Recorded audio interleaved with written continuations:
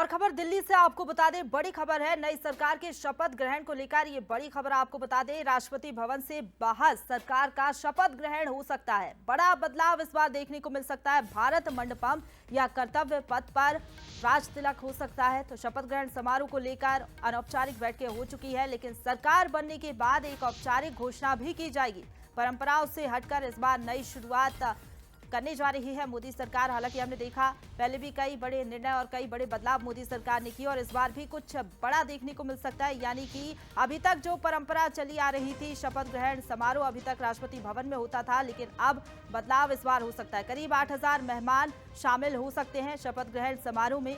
तो हमेशा राष्ट्रपति भवन में ही समारोह हुआ है, लेकिन इस बार अगर एनडीए की सरकार बनती है, 4 जून के बाद जब नतीजे सामने आएंगे, तो शपथ ग्रहण समारोह जो है राष्ट्रपति भवन में ना होकर कर्तव्य पथ या भारत मंडपम पर हो सकता है। तो आजादी के बाद हमने देखा प्रधानमंत्री नरेंद्र मोदी का जो माफ कीजिएगा, हमने देखा आजादी के बाद जितने भी पीएम रहे उनका समारोह राष्ट्रपति भवन में ही हुआ, लेकिन इस बार कुछ बड़ा बदलाव देखने को मिल सकता है। और इसी खबर पर ज्यादा बातचीत के लिए सीधा रुख करेंगे हमारे साथ न्यूज हेड शरद द्विवेदी जी फोन लाइन पर जुड़ गए हैं। शरद जी, जिस तरीके से हमने देखा आजादी के बाद से ही जो पीएम का समारोह रहा, राज तिलक का समारोह रहा, हमेशा राष्ट्रपति भवन में ही हुआ, लेकिन इस बार अगर बदलाव होता है, राज तिलक कर्तव्य पथ या भारत मंडपम में होता है, तो इसको आप कैसे देखते हैं? क्या परंपराओं से हटकर इसे करने की कोशिश अब की जा रही है?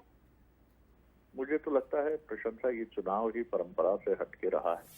दोनों राजनीतिक दल बढ़ चढ़कर अपने दावों के साथ चुनाव मैदान में उतरे और अब जबकि 7वां चरण 57 सीटों के साथ समाप्त हो रहा है, तो हम देख रहे हैं कि दोनों ही पार्टियां बिल्कुल बढ़ चढ़कर आगे हैं। क्योंकि बात अभी नतीजे नहीं आए हैं, इसलिए हम दावों की ही बात करेंगे। और भारतीय जनता पार्टी जिसने 400 पार का नारा दिया, दावा किया, वो अब ये बात भी सामने आ रही है पार्टी सूत्रों के अनुसार, यानी दोनों ही जो प्रमुख राजनीतिक प्रतिद्वंदी दल रहे, एनडीए जिसका नेतृत्व बीजेपी करती है और इंडी गठबंधन जिसमें राहुल गांधी जिसके प्रमुख नेता हैं, और अब बीजेपी की तरफ से ये दावा सामने आया है कि हम तो सरकार तो बना ही रहे हैं। ये बात तो आप और हम सब जानते ही हैं कि अमित शाह जी चुनाव के चौथे चरण से ही क्रमशः आगे बढ़ते गए कि अभी 270 सीटें, अब 310 और अब 310, 7वें चरण के बाद तो करीब 370 के आसपास सीटें होंगी और 400 पार का सपना पूरा होगा।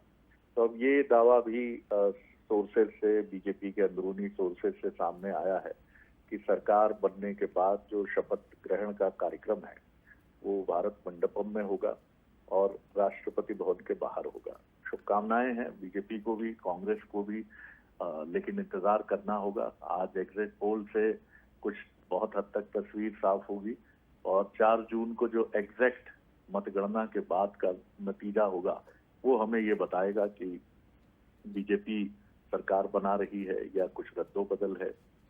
लेकिन बीजेपी बहुत उम्मीद से भरी है, आशा से भरी है और वो सरकार बनाने की बात बहुत बढ़ चढ़कर कर रही है। बिल्कुल तो इंतजार, दावा ये भी है जी बिल्कुल सही कहा आपने। दावे किए जा रहे हैं दोनों ही दल की ओर से। एक तरफ जहां बीजेपी आत्मविश्वास से लबरेज है, दावा कर रही है कि एक बार फिर से केंद्र में मोदी सरकार आने जा रही है, लेकिन हम सभी को 4 जून का इंतजार है। फिलहाल बहुत शुक्रिया आपका हमारे साथ जुड़ने के लिए और तमाम जानकारी हम तक पहुंचाने के लिए।